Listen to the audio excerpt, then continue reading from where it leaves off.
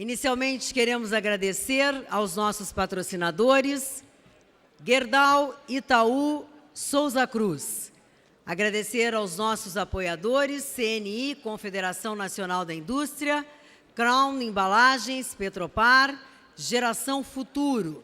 E também agradecer aos parceiros, Faculdade de Administração, Contabilidade e Economia, FACE, e Pontifícia Universidade Católica do Rio Grande do Sul. Gostaria de avisar aos senhores presentes, todos os senhores aqui presentes, que o IEE, a Reale Estratégia e Marketing e a Zero Hora estão realizando uma pesquisa sobre a crise, seus efeitos e suas perspectivas. Portanto, nós queremos, neste momento, pedir a todos os senhores empresários, os senhores executivos, que se dispusessem a responder à pesquisa quando, ao longo deste nosso evento, forem abordados, por gentileza, que façam a gentileza, então, de responder estas perguntas. Eu quero dizer aos senhores que estão integrando a nossa mesa de trabalhos, estão no palco como painelistas, convidados, os senhores Charles Murray e Bolívar Lamounier, e o senhor Paulo Ibel, que é o mediador convidado deste evento. E convidamos ao palco o vice-presidente do IEE, senhor Leonardo Fração, para que ele faça a apresentação do painel que aborda o tema Cultura da Liberdade. Por favor. Boa noite a todos. Debater cultura e liberdade deveria ser exercício constante de todas as pessoas. Desde os tempos mais remotos, o homem vem lutando e defendendo a sua liberdade. Depois de muitos séculos, passando por revoluções, guerras e protestos, eu lhes pergunto, será que somos realmente livres? Podemos, por livre e espontânea vontade, escolher e decidir sobre questões básicas como o que vamos pensar, em quem vamos votar, o que vamos vestir, ou mesmo o que e onde iremos fumar, qual o papel dos governos na vida dos cidadãos e até onde eles podem tirar a nossa liberdade sob o pretexto de nos proteger. Será que realmente precisamos ser protegidos? Como devemos nos comportar quando houver abusos? Para debater sobre este tema, trouxemos essa noite os senhores Bolívar Lamounier e Charles Murray. Bom painel a todos.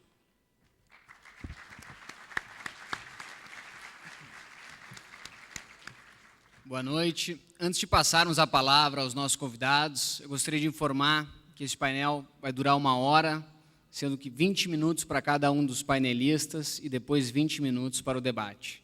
As perguntas poderão ser formuladas por escrito, no formulário destacável que se encontra encartado na revista do evento, entregue às recepcionistas que encontram-se nesse auditório. Nosso primeiro convidado, o Sr. Charles Murray, é graduado em História em Harvard e PhD em Ciência Política pelo Instituto de Tecnologia de Massachusetts. Estudou Cultura e Liberdade no Instituto Empresarial Americano.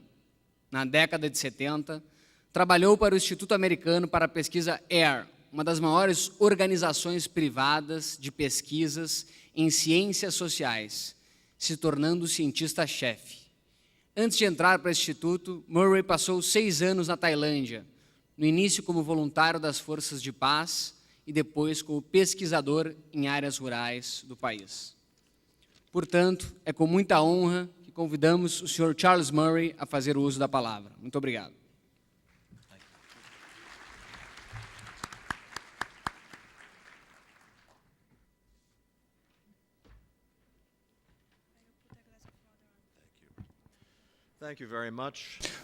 Muito obrigado. É uma grande satisfação voltar ao Brasil. À medida que eu envelheci, uma das coisas fascinantes quando eu olho para trás na minha vida é o seguinte: não importa que evento importante eu analise, eu estava totalmente errado na época ao dizer se uma coisa era boa ou não. Eventos que me deixaram muito contentes na época acabaram sendo ruins a longo prazo, e coisas que eu achava que eram catástrofes a longo prazo acabaram sendo coisas ótimas. Eu acho que as pessoas aqui do público, que são adultos, sabem exatamente o que eu quero dizer com isso. Eu menciono isso porque eu acho que nós nos encontramos no meio de um evento ou de eventos que provarão ser a mesma coisa. Eu me refiro aqui à crise financeira que está impactando o mundo e o ataque que está sendo feito aos livres mercados.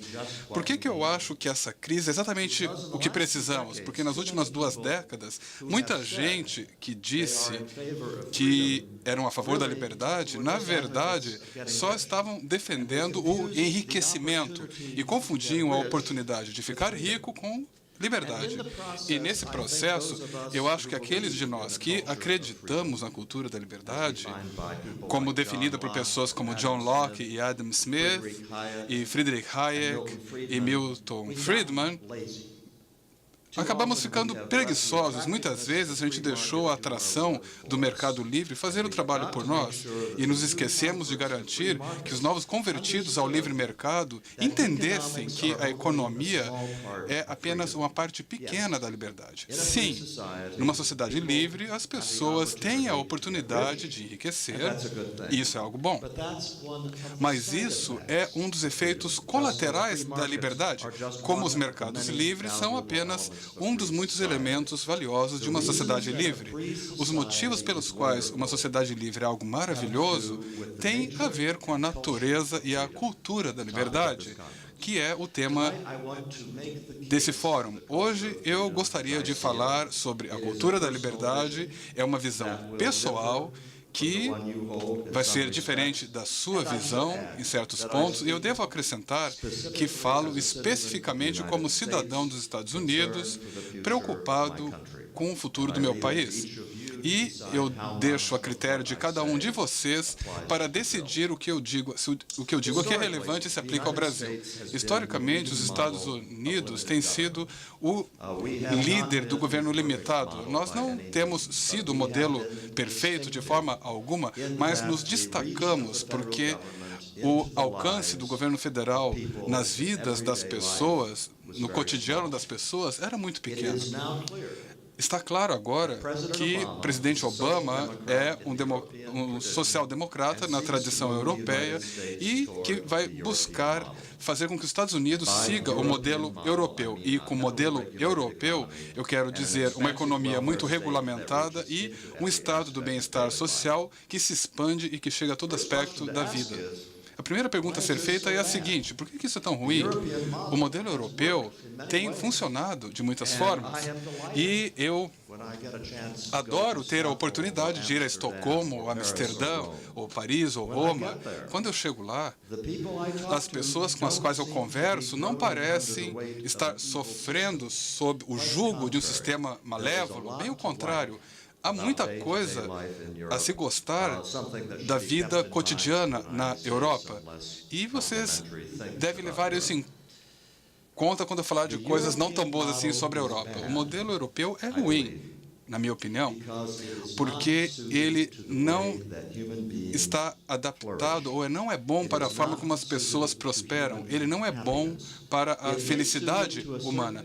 É bom para um certo tipo de existência prazerosa, não há dúvida sobre isso, mas não é bom para uma satisfação duradoura e justificada com a vida como um todo, que Aristóteles nos diz que é o significado da felicidade. Ou podem pensar da seguinte forma: o modelo europeu tira muito da matéria da vida. Deixe-me explicar o que eu quero dizer com isso. Eu começo da seguinte premissa: uma vida humana pode ter um sentido transcendente, seja a transcendência definida por uma das grandes religiões do mundo ou por uma das grandes filosofias laicas do mundo. Se transcendência é uma palavra complicada demais, vamos dizer isso de outra forma. Eu acho que a maioria de vocês aqui desse auditório concorda que a frase ou a expressão "uma vida bem vivida" tem sentido. E essa é a expressão que eu vou usar doravante. Felicidade é outra palavra que é usada muito. Então, a expressão que eu vou usar agora é satisfação profunda. Estou falando sobre o tipo de coisa que, quando a gente olha para trás, quando chegamos à velhice, e aí pensamos se podemos nos orgulhar de quem fomos, do que fizemos ou não. Para se tornar uma fonte de satisfação profunda, uma atividade humana tem que atender algumas exigências rígidas. Em primeiro lugar, tem que ter sido algo importante. Nós não conseguimos satisfação profunda de coisas banais. Foi algo para o qual nos esforçamos muito. Satisfação profunda não vem de coisas que são fáceis. E a terceira exigência, o requisito, é que você tem que ter sido responsável pelo resultado. Você tem que ter sido a pessoa que fez a diferença. Nós não conseguimos obter satisfação profunda de coisas que fizeram para nós. E não há muitas atividades na vida que atendam toda essa descrição. Pense um pouquinho nisso, certo? Coisas como ser um bom pai ou mãe. Isso se aplica. Ser um bom esposo ou esposa. Isso se qualifica. Ter sido realmente bom em alguma coisa, algo no qual você usou todas as suas habilidades. Isso se qualifica. Deixe-me colocar da seguinte forma. Se nós perguntamos quais são as instituições através das quais os humanos atingem uma satisfação profunda na vida, só há 4, que são a família, a comunidade, a vocação e a fé. Não é necessário que os indivíduos usem todas essas 4 instituições para ter uma vida satisfatória. Algumas pessoas se dedicam totalmente à sua família, excluindo o resto. Para outras pessoas, é a sua vocação. A sua vocação é tudo, e deixam o resto de lado. E eu tampouco classifico essas instituições numa hierarquia. Não estou dizendo que a família é mais importante que a comunidade ou que a vocação é mais importante que a fé. Eu estou simplesmente dizendo que essas 4 instituições são o que existem. Elas são aquilo do que a vida é feita. Os eventos elementares que cercam nascimento, morte, criar filhos, lidar com a diversidade, relações íntimas, lidar com a vida como ela existe em torno de nós, em toda a sua riqueza. Tudo isso ocorre no limite dessas 4 instituições. O objetivo do governo é certificar-se de que essas 4 instituições sejam robustas e vitais. E é isso que está errado com o modelo europeu. O modelo europeu enfraquece cada uma dessas instituições. Retira a vida dessas instituições. Bom, deixando de lado todas as formas complicadas de pensar sobre o que os governos fazem, e vamos pensar de uma forma mais simples. Toda vez que o governo tem um programa, uma política social, tira um pouco da dificuldade das coisas. Bom, às vezes, tirar um pouco de dificuldade das coisas é uma boa ideia. Ter uma boa segurança pública, por exemplo, tira um pouco da dificuldade dos problemas de ir para casa com segurança à noite. Isso é bom. O problema é que todas as vezes que o governo tira um pouco da dificuldade das funções da família, da comunidade, da vocação e da fé, acaba tirando dessas instituições um pouco da sua vitalidade também. Ou seja, tira um pouco da sua vida. É algo inevitável. As famílias não são vitais porque as tarefas cotidianas de criar os filhos são divertidas. Todo pai ou mãe aqui sabe que isso é verdade. As comunidades não são vitais porque é tão divertido atender às necessidades dos nossos vizinhos. Os motivos pelos quais as comunidades ou famílias são vitais é que elas têm responsabilidades por coisas importantes que não serão feitas se elas não os fizerem. E depois de se atender esse imperativo, ou seja, assim que as famílias, de fato, tiverem responsabilidade por coisas que, do contrário, não serão feitas, então, uma rede elaborada de normas sociais, de expectativas, recompensas e castigos surgem, permitindo que essas famílias realizem essas funções com a ajuda das comunidades que as cercam. E quando o governo diz, não, nós vamos tirar um pouco da dificuldade de se fazer tudo isso, é aí que essas famílias começam a se desintegrar no final das contas. Nós causamos muitos custos ao fazê-lo. E isso acontece em toda a sociedade americana.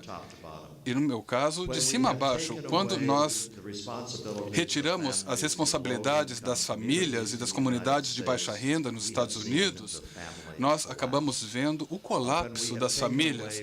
Quando nós retiramos as responsabilidades das comunidades americanas, nós vimos o colapso dessas comunidades.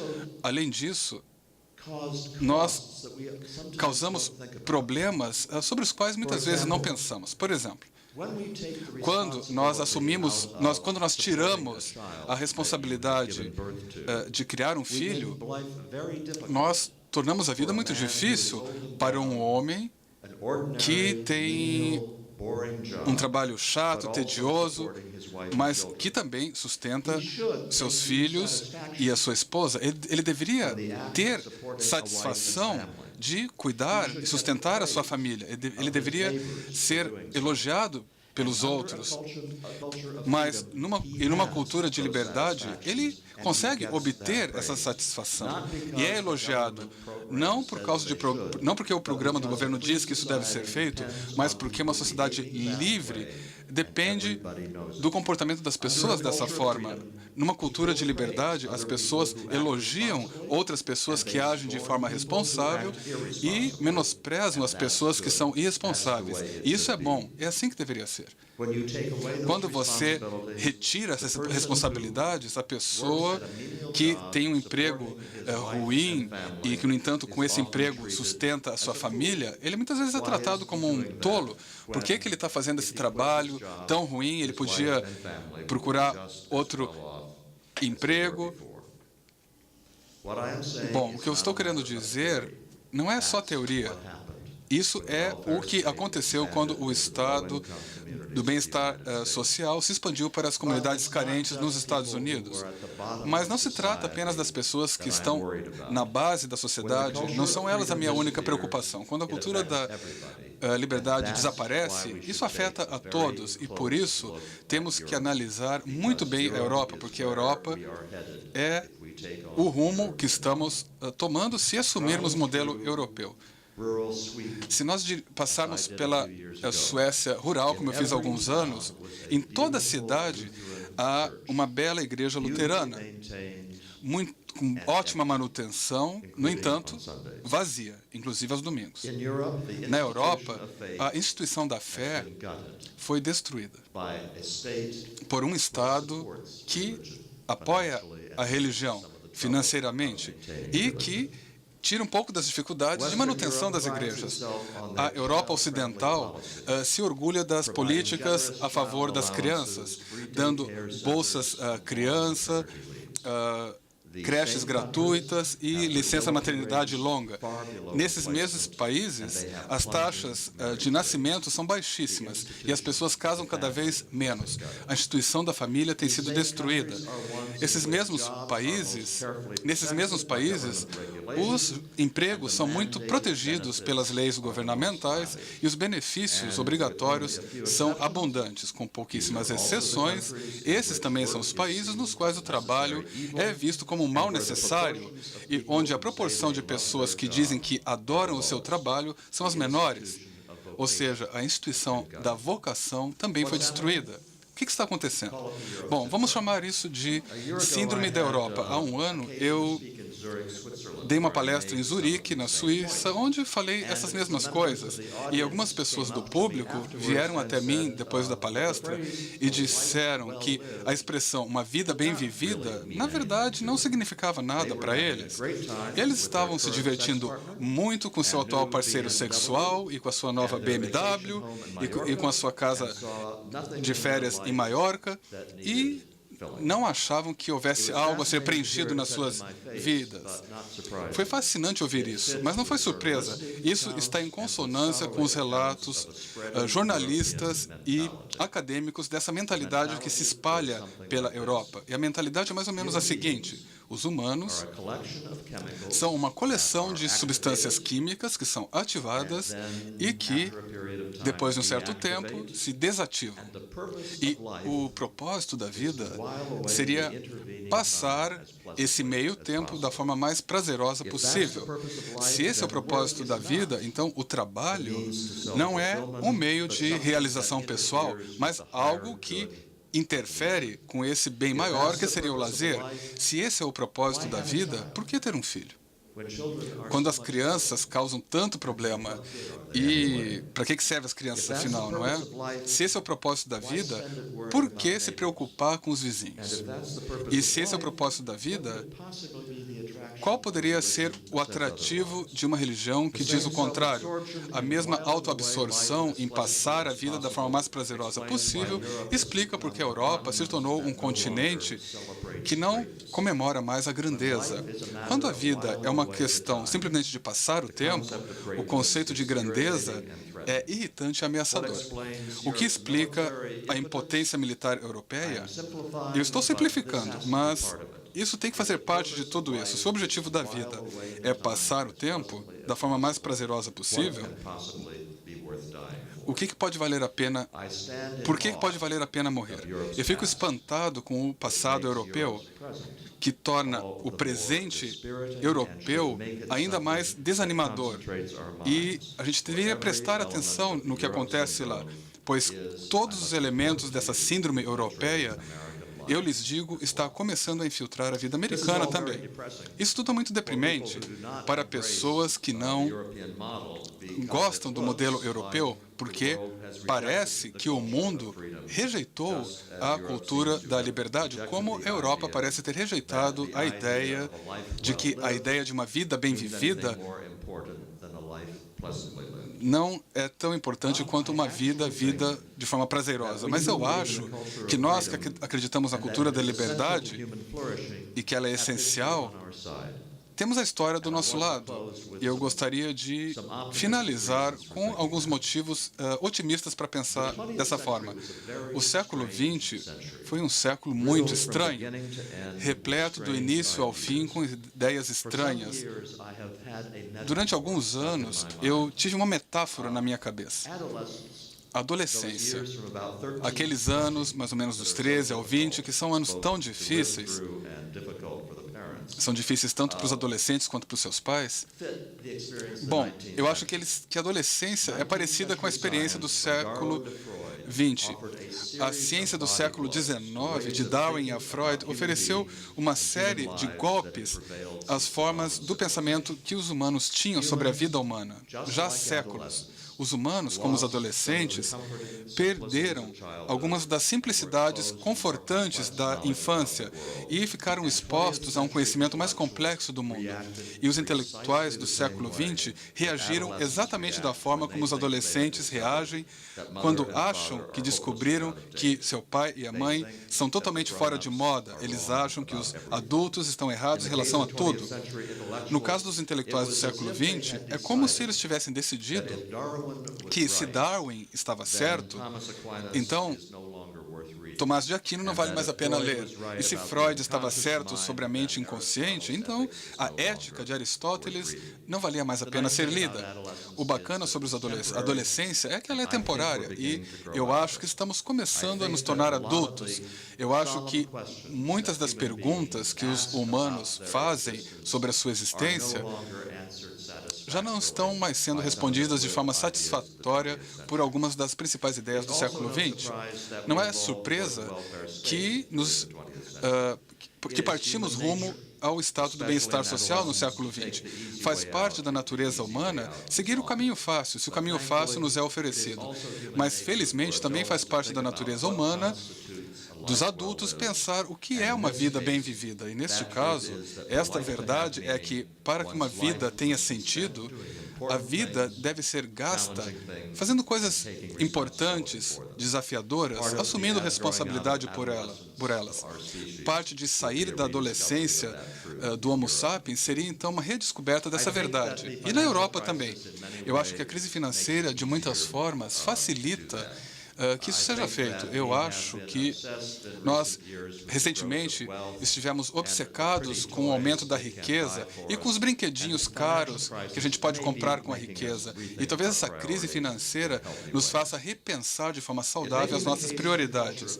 Ao falar, então, sobre a cultura da liberdade, o primeiro passo é fazer com que os amigos da esquerda pensem que eles também dependem dessa cultura para suas vidas, que eles também usam a satisfação da família, da vocação, da comunidade, que isso tudo dá sentido às suas vidas também. Mas o problema é que eles dizem para nós, então, não podemos esperar que todos sejam assim. Tudo bem para as pessoas com dinheiro e com educação viver segundo esses princípios, mas nós devemos fazer exceções para os menos afortunados. Em resposta a essa objeção, eu acho que é importante reconhecer que isso tem um certo grau de verdade.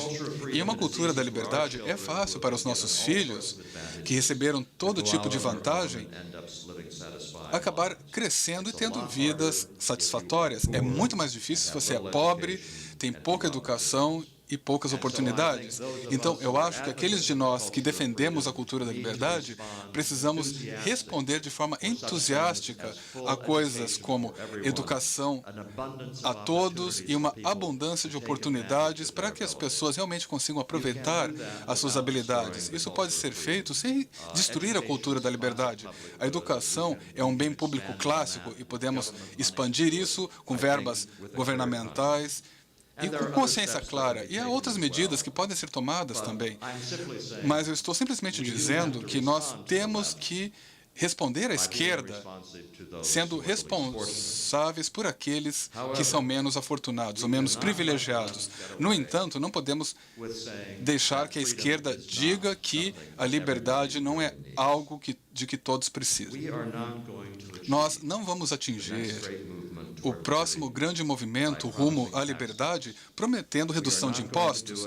Nós não vamos conseguir chegar lá prometendo taxas de crescimento econômico maiores. Não vamos chegar lá através de argumentos econômicos, ponto final. Nós vamos chegar lá convencendo as pessoas de que o valor da liberdade em suas próprias vidas tem o mesmo valor para a vida de todas as outras pessoas. A realidade está do nosso lado. Nossas satisfações na vida realmente foram realizadas através das instituições da vocação, família, comunidade e fé. E elas tiveram esse papel para nós porque nós fomos protegidos por muitas das formas pelas quais o governo acaba destruindo. O governo, na verdade, tirou dessas instituições a sua vitalidade para aqueles que não são tão privilegiados. E tudo isso é verdade e requer mais um salto de compreensão. Há um pressuposto muito feio da esquerda que dizem que as pessoas que não são tão espertas têm que ser cuidadas pelas pessoas que sabem mais. Que, embora as nossas vidas tenham recebido dignidade e sentido pelas instituições da vocação, família, comunidade e fé, não podemos esperar que todos sejam assim. Mas todos são assim. A grande tarefa e a grande oportunidade para os defensores da cultura da liberdade nos próximos anos é dizer que todos nós, no fundo, somos irmãos e irmãs. Dizer que a dignidade humana é para todos e que uma vida com sentido é algo para todos e que o caminho para esta dignidade e para esse sentido é a liberdade. Muito obrigado.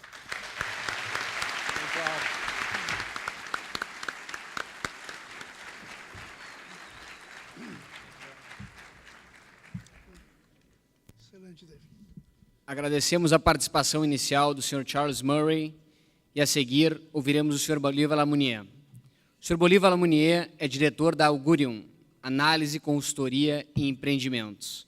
Lamounier é bacharel em Sociologia e Política pela Universidade Federal de Minas Gerais e PhD em Ciência Política pela Universidade da Califórnia. Atualmente, é membro do Comitê Assessor Acadêmico do Clube de Madrid, entidade integrada por ex-chefes de Estado, criada em outubro de 2002, com o objetivo de promover internacionalmente a democracia. É também membro do Conselho Deliberativo da Fundação Care Brasil. É com muito prazer que convido o senhor Bolívar Laminier a fazer uso da palavra. Obrigado.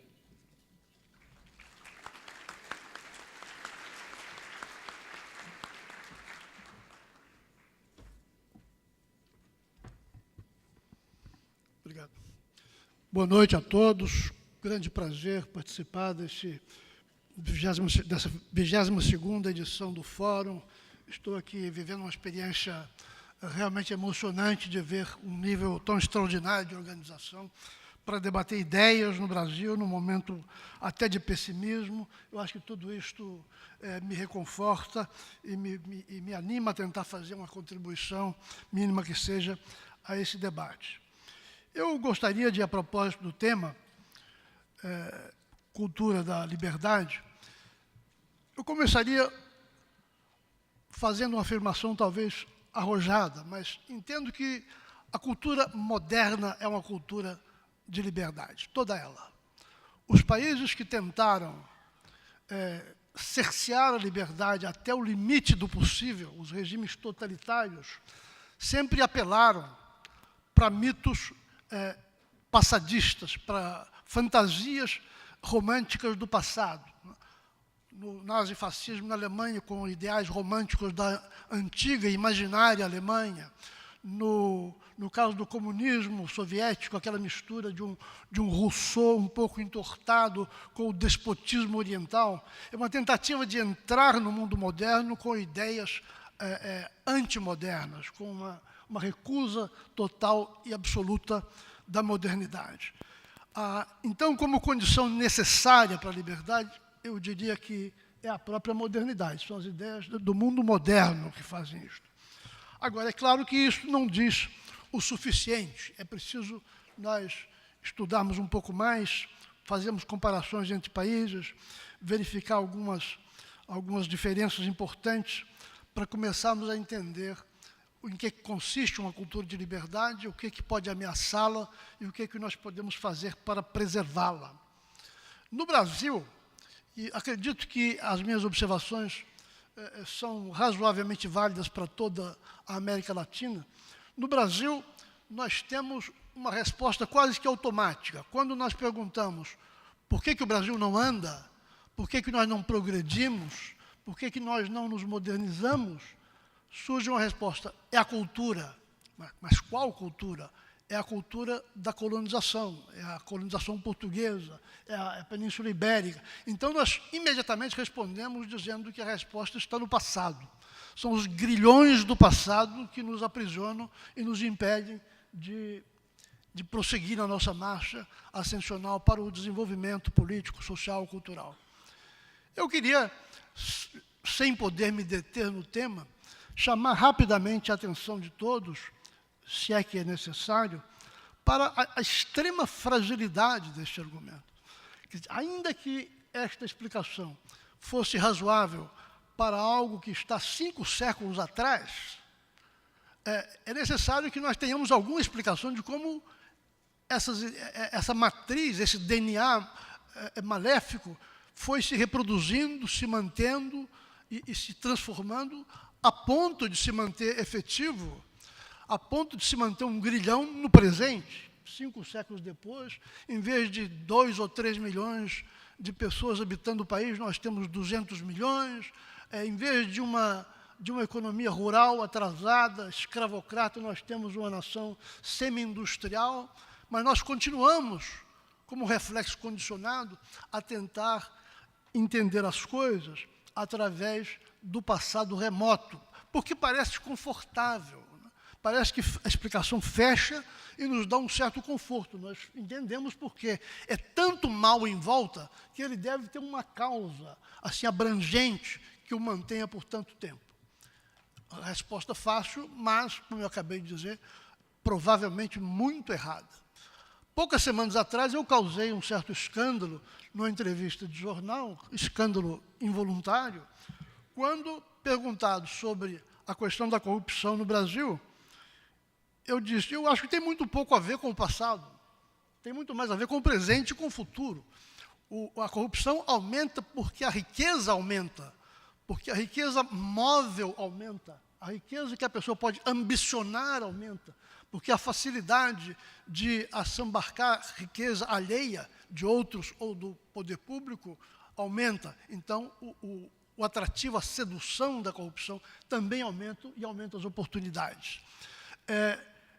Me lembro que muita vez a gente ficou chocada, porque isso ia de encontro, não é? Isso colidia com crenças muito arraigadas, que a nossa corrupção vem da família patriarcal, do chefe patriarcal, do pobre fazendeiro com seus filhos ali, cuidando da sua fazenda 300 anos atrás, com alguns escravos. Mas como é que poderia aquela cultura chegar a São Paulo, a Porto Alegre, ao Rio de Janeiro, no ano de 2009, e ainda continuar produzindo corrupção? Como é que poderia produzir corrupção do tipo que nós observamos hoje, através de mega contratos de publicidade, de grandes superfaturamentos ou subfaturamentos, de pagamentos suspeitos em paraísos fiscais? O que tem a ver o pobre do pátria-famílias do mundo rural de séculos atrás com isto? Eu digo, muito pouco. Ou nós não sabemos qual é a causa, ou certamente não são estes do passado. É neste sentido que eu queria tentar dirigir às senhoras e aos senhores algumas poucas palavras, não para abordar em si o tema da cultura, mas dentro da minha formação, que é mais de sociólogo e cientista político, refletir sobre o mundo que nós temos hoje no Brasil, em alguns 3 ou 4 blocos aqui rapidamente, da perspectiva que estou dizendo. Sim, nós temos mazelas que vêm do passado, mas nós temos que entender como que elas se reproduzem no dia a dia, como é que elas continuam operando no mundo atual a ponto de causar tão graves disfunções. A primeira que eu mencionaria, então, não todos os empresários do Brasil têm ampla consciência disso, é o que nós poderíamos chamar a economia patrimonialista, né? A economia gerida como se fosse uma extensão da Casa Real, né? Essa é a definição técnica de patrimonialismo. O grande gaúcho Raimundo Faoro escreveu um livro maravilhoso sobre isso, Os Donos do Poder, interpretando o Brasil como uma espécie de réplica que nunca acaba do patrimonialismo português. É uma economia gerida como se fosse a partir da Casa Real, como se toda a riqueza pertencesse à Casa Real, que a concede ou não concede a favorecidos seus, e que se antecipa e preenche oportunidades de empreendimentos de modo a prejudicar ou a agraciar alguém, sem nenhuma preocupação com a eficiência ou com o bem-estar futuro de um país. No Brasil, esta cultura foi relançada sucessivamente. Aqui eu acho que há um argumento perfeitamente consistente.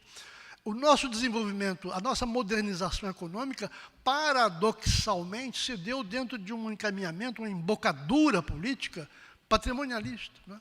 Nos anos 30, por exemplo, quando houve a Revolução de 30, ajudado pelas ideologias totalitárias que estavam em ascensão no mundo naquela época, o governo não só manteve, como centralizou mais ainda o poder sobre a economia e lançou o desenvolvimento industrial do país a partir de controles centralizados extremamente fortes, com muito pouca preocupação com o mercado privado, com os empreendedores privados, e até mesmo com os recursos humanos ou com a educação, porque seriam recursos muito mais privados do que públicos. Bom, desse ponto de vista, o que nós podemos fazer? Qual é o nosso objetivo? Qual é o nosso foco, se nós queremos tornar mais efetiva a liberdade? Veja, eu insisto nessa expressão, mais efetiva a liberdade, porque eu não quero transmitir a ideia de que eu sou um negativista, um pessimista com o Brasil. Longe de mim. Hoje no Brasil tem muita gente, há correntes de opinião, há mesmo intelectuais de grande prestígio, que falam sobre o Brasil como se o nosso país fosse um equívoco só, de 1500 até hoje. É o que chama a rejeição indiscriminada da história. Não, eu não pertenço a essa categoria, pelo contrário, eu tenho uma grande apreciação pelo que foi feito passo a passo, a duras penas. Eu acho que nós conquistamos e desfrutamos de uma grande margem de liberdade em todos os campos. Porém, é uma liberdade incompleta, é uma liberdade frustrante, porque ela ainda não está produzindo todos os frutos que pode produzir. Então, a nossa liberdade econômica, para ficar só num exemplo, graças a esse patrimonialismo que sufoca a economia, ela não é efetiva porque, desde logo, nós temos uma estrutura de governo que assambarca 38%, 40% do PIB, que produz esse nível de tributação. Só este problema, só a política fiscal dos governos nos 3 níveis, implica quase que imediatamente jogar na economia informal, que é um eufemismo, né? numa submiséria, numa vida precária, numa vida de semi-legalidade, há milhões de brasileiros que, obviamente, têm talento e têm disposição empresarial, mas que não podem torná-la eficaz para suas famílias, para si mesmos, para a sua comunidade, porque são obrigados, praticamente, a ficar numa situação de subregistro, de sem registro, não se beneficiando e nem beneficiando a comunidade. Ao contrário disto, eu penso que, então, aí se impõe a batalha que todo o empresariado brasileiro vem travando, no sentido de medidas que regularizem, que modifiquem essa situação, a reforma tributária, porque o nosso objetivo, na verdade, em última análise, além de melhorar o peso de pobreza, quer dizer, eliminar a pobreza absoluta, além de reduzir as distâncias de renda, eu acho que o objetivo de uma sociedade livre, meio e objetivo, é criar uma classe média numerosa e forte. Uma classe média numerosa e forte, consciente de si, atuando nos fóruns públicos, organizando coisas como essa que eu estou vendo aqui hoje, é um recurso extraordinário, é um fruto da sociedade moderna e é um recurso para manter a sociedade moderna em liberdade. Em segundo lugar, um outro exemplo que eu dou. Nós, no Brasil, temos inscritos nas leis as nossas liberdades, os nossos direitos, e graças a Deus os temos, imagine se não os tivéssemos. Mas a mais elementar das liberdades, nós, na verdade, não desfrutamos. A liberdade de ir e vir, nós não vamos e vimos como gostaríamos de ir e vir, pela simples razão de que a criminalidade no país não permite isto. Acho que aqui é preciso ser bem simples e bem cru. Esta é a verdade. Não há no Brasil, em cidade alguma, uma família, uma pessoa, um casal de namorados, que tranquilamente possa sair, dar 5 voltas no quarteirão, porque a insegurança é absoluta no país. Isto tem a ver com os malfeitos da economia, com o governo que não entrega serviços proporcionais ao que a sociedade paga como impostos. Outra vez, nós estamos aqui na economia semi-modernizada, na liberdade semi-alcançada, mas que não se concretizou ainda. Também não quero parecer demagogo. Eu sei que criminalidade é um assunto de uma imensa complexidade e seria vender ilusões achar que qualquer política social no Brasil ou num país da América Latina possa remediar esse estado de coisas em menos de 10, 15, 20 anos, e talvez eu ainda esteja sendo otimista. O problema é que o ritmo em que nós estamos fazendo isso é tão baixo, tão desanimador, que nem esta cifra nos anima por enquanto. Terceiro, eu queria dizer alguma coisa sobre o campo que me é mais familiar, que é o da política.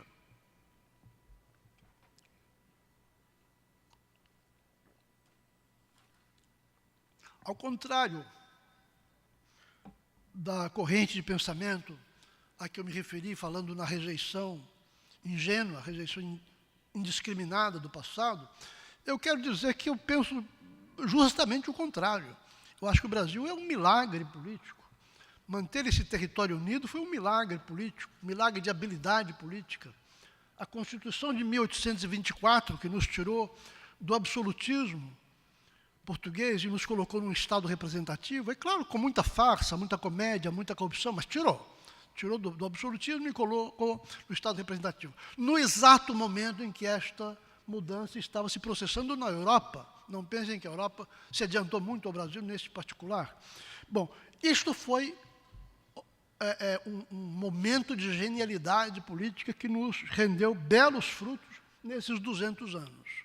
É por isso que nós, bem ou mal, temos hoje uma estrutura aí de organizações, de processos eleitorais, de um tribunal eleitoral, enfim, um processo inteiro de sucessão nos diversos cargos, né, desde prefeito, vereador, etc., tudo isso organizado de uma maneira muito segura e muito bem elaborada, é o desenvolvimento paulatino de 200 anos de construção institucional. Acho que é preciso reconhecer esse fato antes de começar qualquer crítica. Ao contrário de alguns amigos petistas que eu tenho, eu não acho que a democracia brasileira começou 25 anos atrás. Eu acho que começou 200 anos atrás, quando nós administramos bem a passagem do absolutismo para o Estado representativo.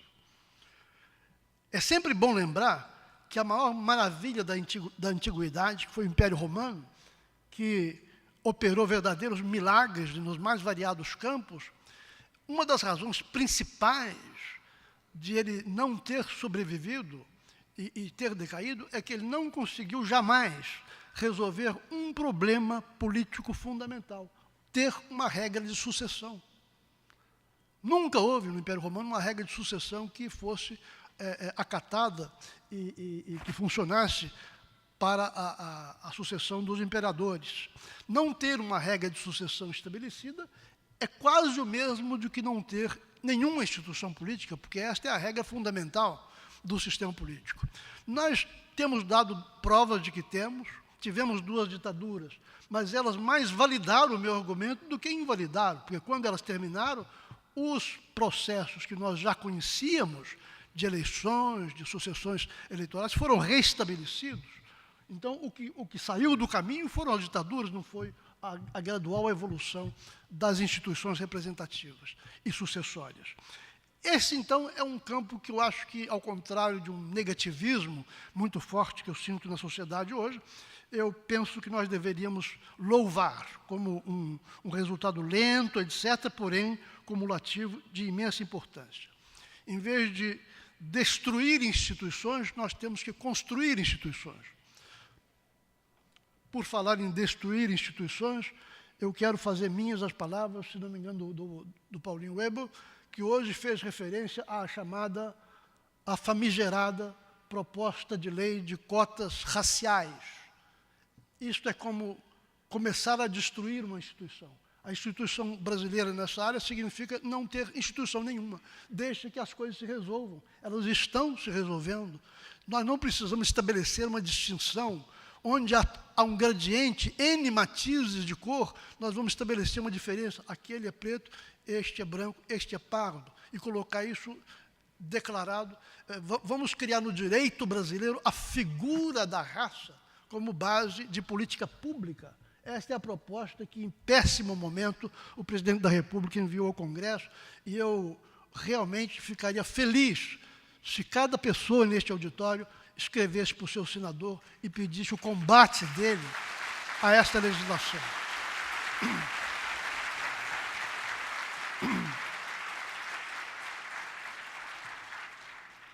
Mas, na área política, de maneira geral, assegurar a liberdade significa construir instituições. Não há liberdade para uma pessoa, para um grupo informal. Existem instituições. Instituições acatadas, respeitadas, estabelecidas, eu diria até envelhecidas. As instituições precisam de passado, de experiência, de tradição, para serem fortes e convidarem respeito, convidarem reverência.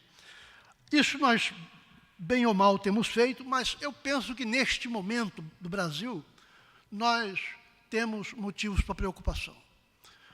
Neste momento, nós temos motivos para preocupação, porque eu nunca vi, e tenho já uma certa quilometragem como observador de política, eu nunca vi o grau de desprestígio, de desacatamento, de desapreço da sociedade pelas instituições políticas, em particular pelo Congresso Nacional e pelos partidos políticos.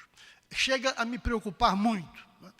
O Congresso Nacional, como um dos 3 poderes da República, vejam bem, do ponto de vista teórico, é um dos braços, é uma peça, é um pilar da trama do Estado representativo para impedir a tirania, o balanço dos poderes, os checks and balances.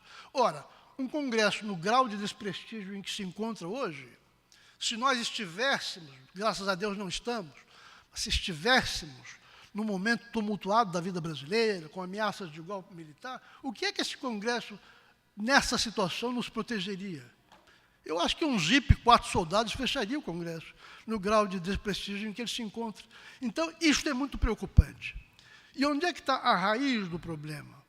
Eu acho que a raiz do problema está em que toda uma geração política, não posso ir muito longe buscando a explicação, mas toda uma geração política que emergiu nos últimos 10, 15 anos, parece ter perdido o sentido da diferença entre uma simples organização e uma instituição. Vejam, quando 40% ou 50% das pessoas entrevistadas numa amostra, aí pelo Ibope, 40 ou 50, dizem que apoiariam o fechamento do Congresso, eu, num primeiro momento, fico aterrorizado com o percentual. No momento seguinte, eu penso assim, bom, não é tão ruim assim se nós pensarmos que os outros 50 ainda veem o Congresso como uma instituição. Né? Porque se não vissem como uma instituição, que fosse uma organização qualquer, né? Uma repartição do governo, deveria ser 100%. Né? Quem é que vai aprovar a manutenção de uma organização dispendiosa, onde frequentemente há escândalos, há exemplos de corrupção, cuja atividade não é bem compreendida, e vamos ser francos, que até serve como bode expiatório também, que é um feixe muito grande de hostilidades que se dirige para lá. Então, o fato de que a metade da sociedade, bem ou mal, o vê ainda como uma instituição, eu acho que não deixa de ser alentador. Agora, o que é uma instituição? Eu creio que, assim, em poucas palavras, eu diria, instituição é aquela organização, pública ou privada, na qual nós reconhecemos a busca de uma virtude. Ela busca alguma coisa, ela existe e simboliza a busca de um valor.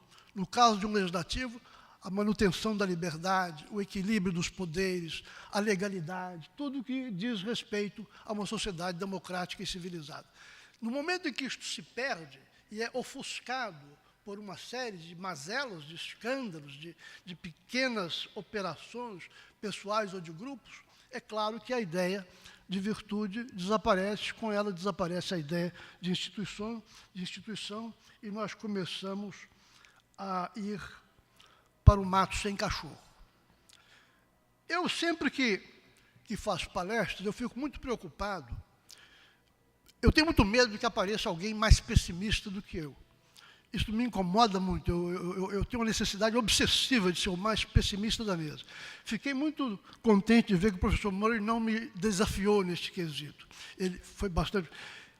O pior dessa história que eu estou dizendo sobre as instituições é que é errado nós vermos isto como uma situação que se repete sempre no mesmo lugar, o senhor compreende? Quer dizer, os franceses têm essa expressão bonita, a danse sur place, quer dizer, uma dança sempre no mesmo lugar. Não, não é uma danse sur place. Isto que acontece com o Congresso, esse desapreço, esse desprestígio, pode ser um deslocamento para um equilíbrio cada vez pior. Quem é que me garante que nós estamos exatamente no mesmo lugar? Pode ser que daqui a 10 anos, mesmo com um Congresso bom, ele seja rejeitado também, em virtude da acumulação dessas imagens negativas, dessa memória muito negativa que vem acontecendo no nosso país. Então, se eu tivesse que, assim, recolhendo, né, muito rapidamente, atendendo ao tempo, que na economia nós não estamos, infelizmente, ainda em posição de ter uma política tributária, fiscal, que realmente facilite a inclusão de milhões que estão na informalidade. Vou ficar só neste ponto. Que na área da criminalidade nós não conseguimos ainda remover o estigma da impunidade.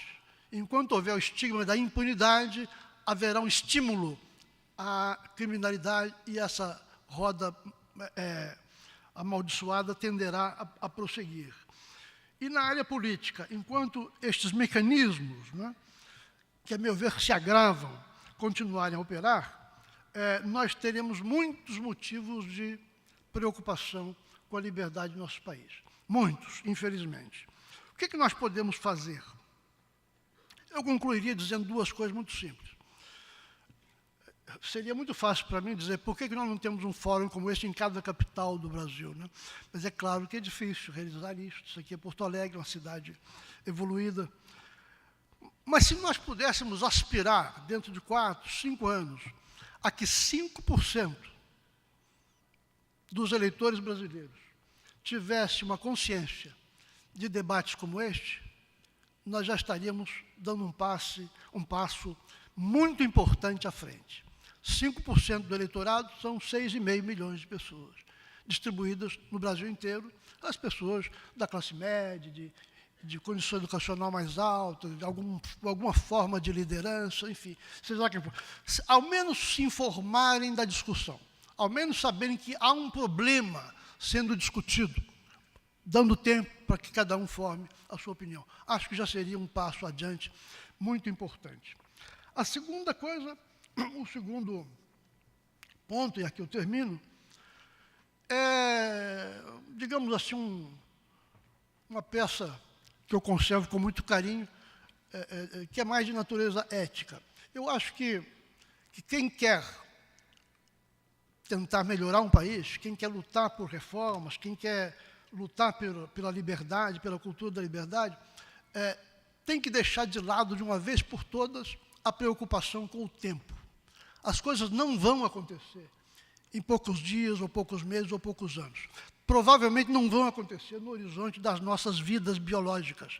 É como a construção da muralha da China. As pessoas que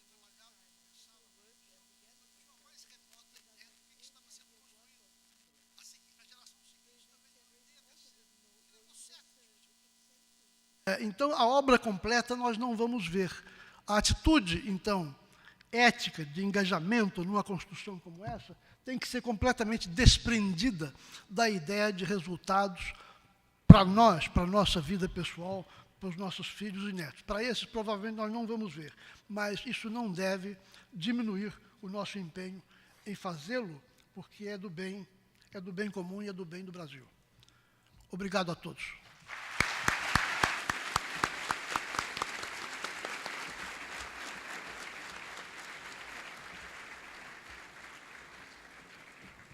Muito obrigado, senhor Bolívar Lamounier. Eu peço aos presentes licença para estender o evento em 15 minutos para dar tempo de fazer um debate, porque realmente recebemos inúmeras perguntas. A primeira pergunta é dirigida ao senhor Charles Murray. As chamadas minorias, negros, indígenas, eles são efetivamente livres?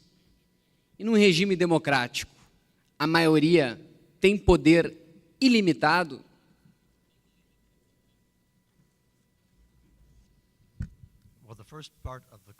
Em relação à primeira parte da pergunta, se as minorias realmente são livres, sim. Eu acho que nos Estados Unidos, e eu só posso falar pelos Estados Unidos, se há uma coisa que é estabelecida sem sombra de dúvida, é que as liberdades que foram negadas há muitos anos já não são mais negligenciadas. Eu acho que o texto por trás dessa pergunta é: será que o racismo ou os outros tipos de desvantagem significam que não podemos considerá-los como sendo verdadeiramente livres? E eu simplesmente diria que temos que tomar muito cuidado antes de fazer esse tipo de pressuposto. Isso faz parte do que eu tentei dizer durante a minha palestra. Nós temos essa tendência de dizer, tudo bem, certas coisas são boas para mim, mas aquelas outras pessoas são diferentes e precisam da nossa ajuda e da nossa proteção. Espera aí.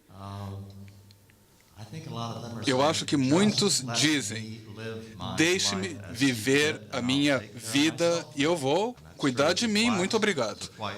Isso se aplica a vários lugares. Eu acho que o segundo aspecto da pergunta foi se a maioria tem poder ilimitado. A maioria não. A cultura da liberdade não é a cultura da democracia popular. A cultura da liberdade está enraizada no conceito de governo limitado, que diz que não faz diferença quantas pessoas votam por certas coisas. O governo não pode fazer. Os Estados Unidos tinha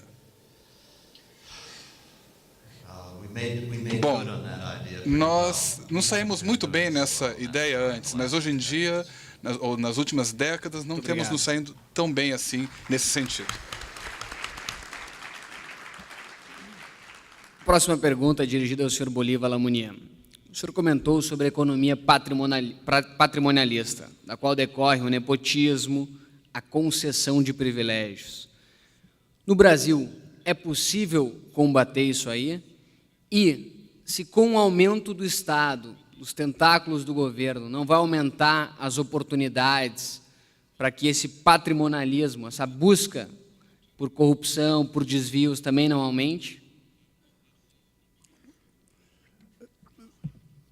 Eu não tenho a menor dúvida que sim. Eu acho que, na medida em que aumenta a máquina do governo, as compras do governo, imagine que o governo compra de serviços e bens no seu funcionamento diário. Na medida em que tudo isso aumenta, aumentam as oportunidades de corrupção. Então, se não temos a vigilância efetiva de instituições prestigiadas, prestigiosas e atentas, é claro que a tendência será piorar esse tipo de resquício patrimonialista. Nós temos o Tribunal de Contas, nós temos o Congresso, de tempos em tempos nós temos uma comissão parlamentar de inquérito, temos tido a Polícia Federal agindo em vários casos de envolvimento de empresas ou outras organizações privadas com poder público. É possível que esteja melhorando. Eu dou o benefício da dúvida. É possível que esteja melhorando. Mas convém esperar um pouco para que nós possamos tirar uma média, né, do que foi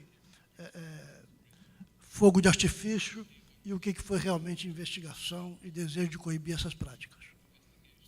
Muito obrigado. Ao senhor...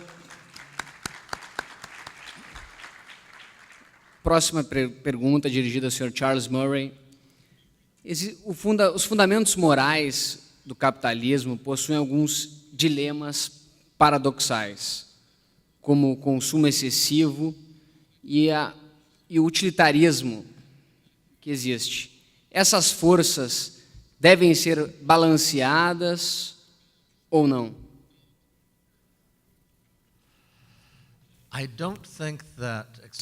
Eu não acho que o consumo excessivo faça parte dos princípios do capitalismo. Eu acho que a natureza humana, às vezes, é a culpada desse consumismo exacerbado, mas não há nada que diga que você tem que se comportar dessa forma.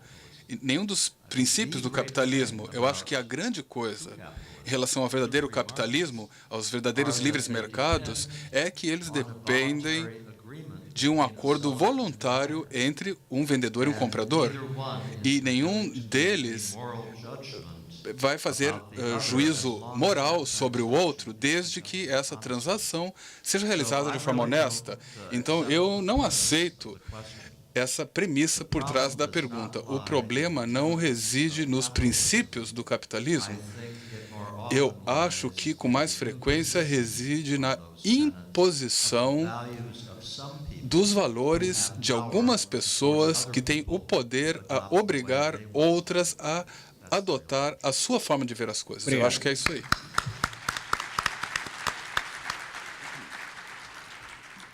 Senhor Bolívar Lamounier, o senhor mencionou a liberdade econômica. Certamente, entre as liberdades que existem, é uma das mais polêmicas. Na sua opinião, é possível ter liberdade política ou liberdade de expressão quando não se tem liberdade econômica?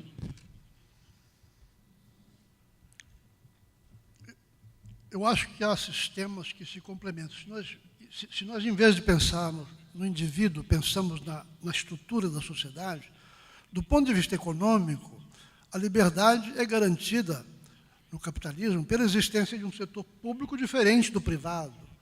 O setor público não pode interferir arbitrariamente no privado. Ninguém pode ser impedido, sem razões muito específicas e muito adequadas à lei, de abrir o seu negócio, de se estabelecer economicamente, de se tornar um empreendedor. Quer dizer, uma série de regras que têm que ser observadas. E essas regras têm uma força muito grande na sociedade ocidental.